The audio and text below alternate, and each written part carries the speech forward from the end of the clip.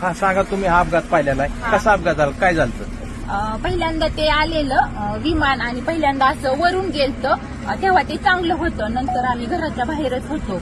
आम्ही गुरांना खायलाही टाकलं आणि घरानंतर आलो तर आम्ही बाहेर होतो आणि ते विमान गेलेलं असं खालून आलेलं आणि खालून असं ते खालून आलं आणि ते बरोबर वरती जायचं ते असं खाली त्याला अटॅक झालं. ते बरोबर म्हणजे 8:45 तेव्हा वाजलेल्या आणि त्याचा म्हणजे आम्ही पाहिलं पण एवढा मोठा त्याचा असा स्फोट झाला ना की आमच्या घरापर्यंत आला.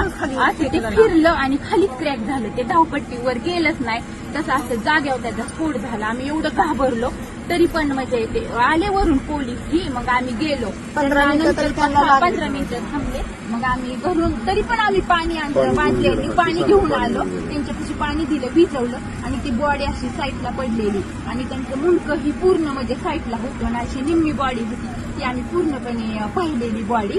आणि नंतर ते म्हणजे कापड वगैरे मग आम्ही ब्लँकेट सगळं गुंडाळायला दिली आणि तसं झाल्यानंतर 15-20 मिनिटांनी मग ते गाडी आली आणि ते बॉडी अशी गुंडवून नेली.